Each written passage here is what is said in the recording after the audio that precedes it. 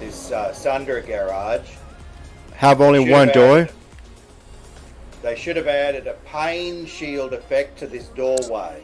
Exactly. So no infantry can walk through it. Like they do for the spawn rooms. Exactly. It's ridiculous that they can walk in there. I've had bases, quite a few bases, not a lot, but quite a few that have just been taken out because an infiltrator or a heavy assault or whatever walks in there C4 out of sight, pokes their nose out, shoots at the module and then ducks back inside. So you can't hit them at all. They're completely safe in here. They need to, like, see, you and I, we have a lot of things in common that we talk about and what we notice. I also noticed that the gate shield prevents the anti-vehicle turret from shooting through. Did you know that? Oh, yes. Isn't that stupid? I know, it's ridiculous.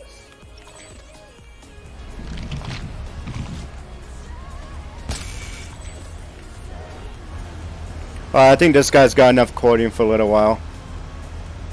I'm just going to go over here and see what's over this side. Hoping there's a couple of large ones.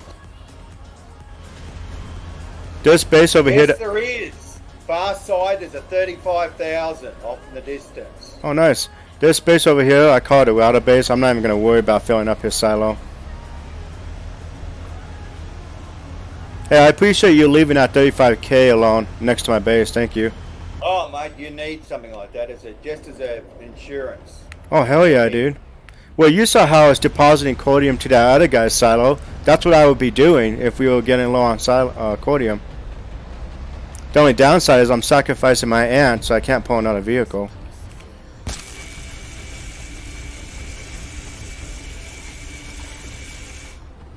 I think they should make the silo have like 100,000 cordium. Oh, remember that that implemental feature they tried to introduce 18 months ago where you had those taps? Uh-huh. But they could never get it to work properly. Yeah, I think you should be able to buy a second silo, even a third. Link them together because the silo capacity. And you can like choose which silo you want to drain first. That'd be cool. Exactly.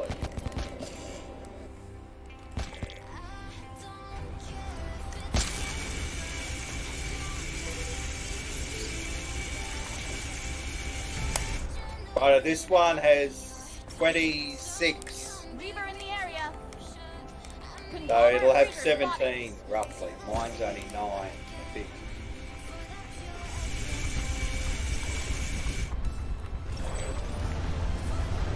It's 9.5 this.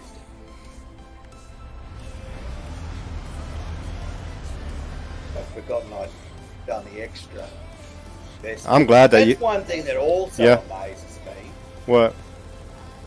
When you go to the top tier in some, expansions like magazine capacity on the Liberator or whatever, or this top speed upgrade, like say for the Sunderer, that might cost you 1,000. Uh-huh. Giving you an extra 5 kilometers an hour is a joke. It should be double. So let's say you get an extra 5 rounds for the magazine, right, for your Basilisk. And you spend to start off, it starts at maybe 50 or 100, then it jumps to 250, then 500, then 1,000. For the last top level, it should be double. So for the last, where they charge you an arm and a leg 1,000, instead of getting 5 kilometers an hour extra, it should be 10. Instead of getting 5 rounds extra in the magazine, it should be 10. That to me would make a lot of sense.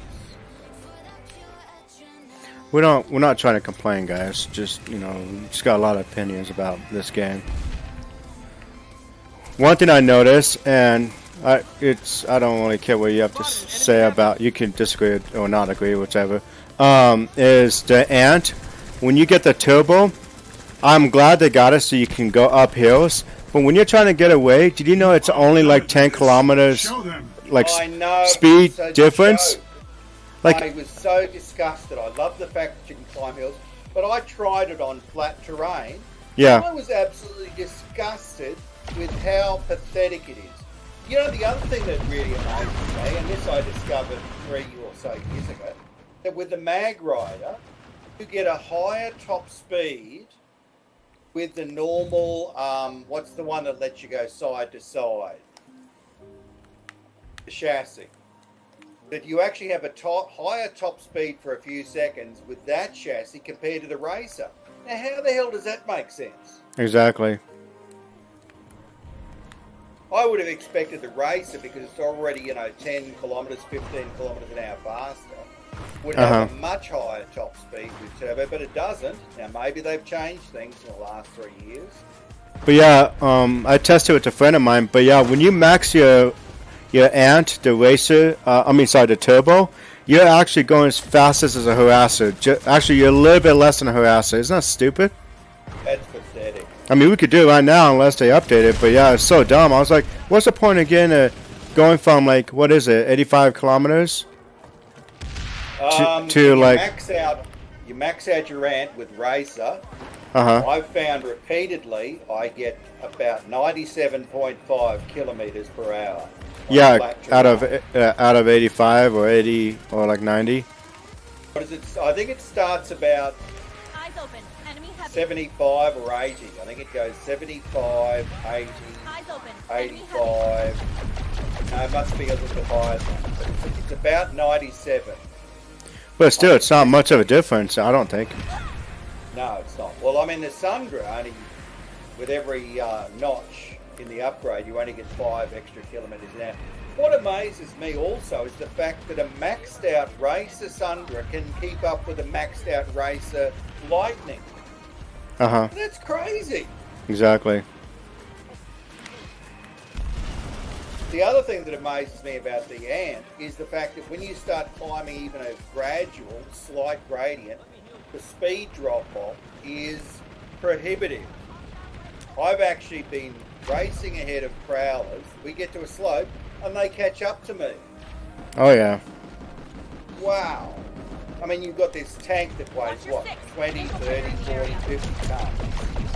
And yet it goes up a hill faster than an Ant. It's built for, high... Oh, I killed my teammate by accident. Oh, no. Travel. Now, here's another thing. What do you think? So, you know how the NC has that rocket launcher, that remote? I think it's called a Phoenix. Oh, yes. Where you can just... Yeah. Brilliant. It's good, but do you think you should make it so when an enemy has to shoot that rocket 2 or 3 times for it to blow up?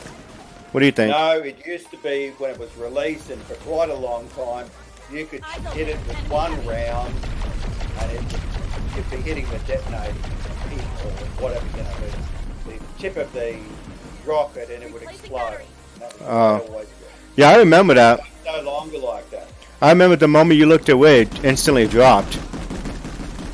But now you can look away and it'll still keep going for a little bit, but it drops a little bit faster though, because you're not controlling it. The minute you stop using the camera, it should lose all control, basically die. We close in on victory. Really? The good thing is, though, it travelled originally quite slowly, and you could shoot them out of the air with one round.